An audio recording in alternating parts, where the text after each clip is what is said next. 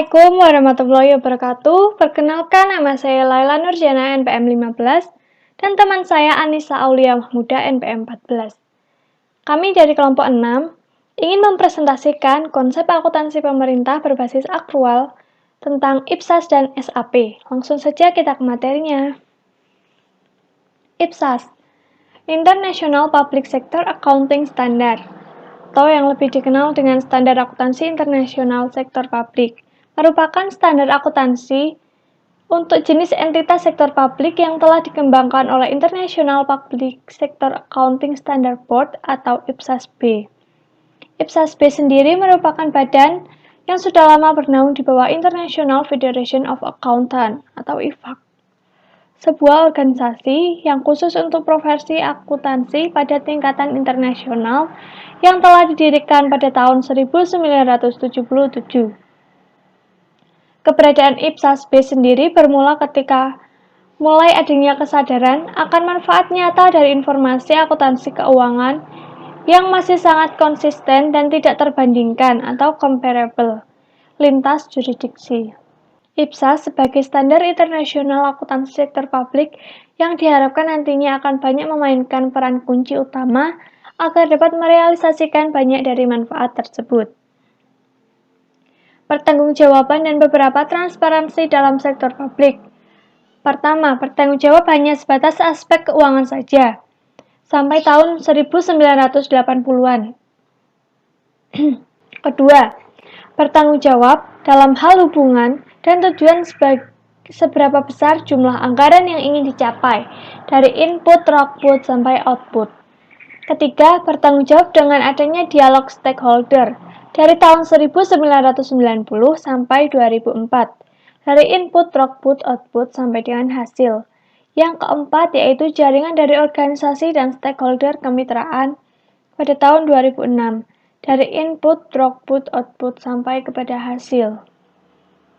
Kemudian ada tujuan utama dari IPSAS, agar dapat improvisasi kualitas dalam pelaporan keuangan untuk tujuan umum oleh entitas sektor publik yang mengarah kepada penilaian informasi yang lebih baik dari segala alokasi sumber daya keputusan yang telah dibuat oleh pemerintah, sehingga dapat meningkatkan transparansi dan akuntabilitas dari sektor publik.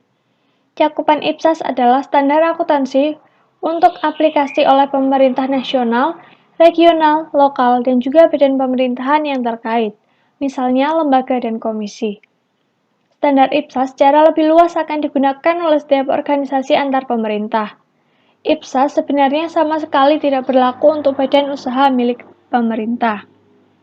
Kemudian, konvergensi IPSAS dan IFRS.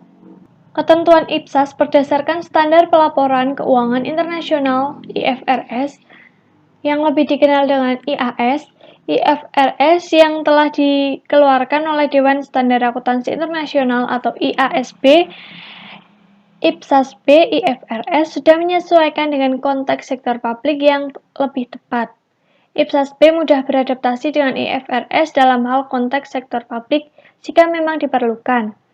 Dalam melaksanakan proses tersebut, segala upaya dari IPSAS-B jika memang memungkinkan untuk mempertahankan segala perlakuan akuntansi dan teks asli dari IFRS kecuali apabila terdapat isu yang signifikan terhadap sektor publik. Selanjutnya, Standar Akuntansi Pemerintahan atau SAP. SAP adalah prinsip-prinsip akuntansi yang diterapkan dalam menyusun dan menyajikan laporan keuangan pemerintah yang terdiri atas laporan keuangan pemerintah pusat atau LKPP dan laporan keuangan pemerintah daerah atau LKPD. SAP berbasis akrual yaitu SAP yang mengakui pendapatan, beban, aset, utang, dan ekuitas dalam pelaporan finansial berbasis akrual, serta mengakui pendapatan, belanja, dan pembiayaan dalam pelaporan pelaksanaan anggaran berdasarkan basis kas yang ditetapkan dalam APBN atau APBD. Basis akrual sendiri yaitu suatu basis akuntansi di mana transaksi ekonomi atau peristiwa akuntansi diakui, dicatat, dan disajikan dalam laporan keuangan pada saat terjadinya transaksi, tanpa memperhatikan apakah terjadi penerimaan atau pengeluaran kas. Jadi, pendapatan diakui pada saat hak telah diperoleh dan beban atau belanja diakui pada saat kewajiban timbul atau sumber daya dikonsumsi. SAP berbasis akrual berdasarkan PP nomor 71 tahun 2010 dikembangkan dari SAP yang ditetapkan dalam PP nomor 24 tahun 2005 dengan mengacu pada International Public Sector Accounting Standard atau IPSAS dan disesuaikan dengan peraturan perundang-undangan dan kondisi di Indonesia. Penyusunan SAP berbasis akrual dilakukan oleh KSAP, yaitu Komite Standar Akuntansi Pemerintahan. KSAP terdiri dari dua komite, yaitu Komite Konsultatif SAP dan Komite Kerja SAP. KSAP ini menyampaikan konsep peraturan pemerintah tentang SAP kepada Menteri Keuangan untuk proses penetapan menjadi peraturan pemerintah. Untuk penerapan SAP berbasis akrual dapat dilaksanakan secara bertahap, dari penerapan SAP berbasis kas menuju akrual menjadi penerapan SAP berbasis akrual. Tujuan akuntansi berbasis akrual. Yang pertama, memberikan gambaran yang utuh atas posisi keuangan pemerintah, menyajikan informasi yang sebenarnya mengenai hak dan kewajiban pemerintah. Yang ketiga, menghasilkan pengukuran kinerja yang lebih baik. Yang keempat, meningkatkan kualitas informasi pelaporan keuangan. Yang kelima, memfasilitasi manajemen keuangan yang lebih baik. Selanjutnya, kerangka konseptual SAP. Di dalam SAP ini terdiri dari beberapa PSAP atau Pernyataan Standar Akuntansi Pemerintahan. PSAP yang pertama tentang penyajian laporan keuangan. Tujuannya untuk mengatur penyajian laporan keuangan untuk tujuan umum. PSAP yang kedua tentang laporan realisasi anggaran. Tujuannya untuk menetapkan standar-standar penyajian laporan realisasi anggaran untuk memenuhi tujuan akuntabilitas. PSAP yang ketiga tentang laporan arus kas. Tujuannya untuk mengatur penyajian laporan arus kas yang memberikan informasi historis mengenai perubahan kas dan setara kas. PSAP yang keempat tentang catatan atas laporan keuangan. Tujuan PSAP ini untuk mengatur penyajian dan pengungkapan yang diperlukan dalam catatan atas laporan keuangan atau CALK. PSAP yang kelima tentang akuntansi persediaan.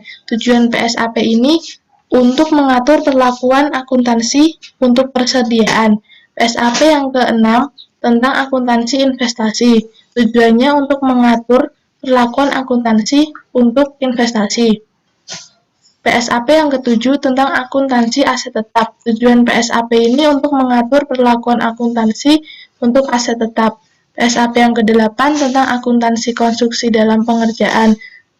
Tujuannya untuk mengatur perlakuan akuntansi untuk konstruksi dalam pengerjaan. PSAP yang ke-9 tentang akuntansi kewajiban. Tujuan PSAP ini untuk mengatur perlakuan akuntansi kewajiban, meliputi pengakuan, penentuan nilai tercatat, dan biaya pinjaman yang dibebankan. PSAP yang ke-10 tentang akuntansi untuk koreksi kesalahan mendasar, perubahan kebijakan akuntansi, dan peristiwa luar biasa.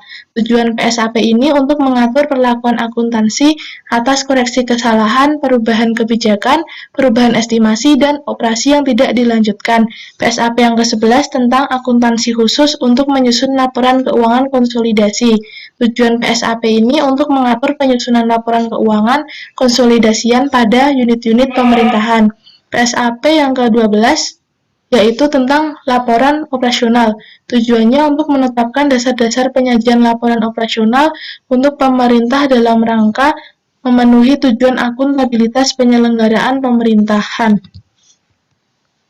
Demikian presentasi dari kelompok 6.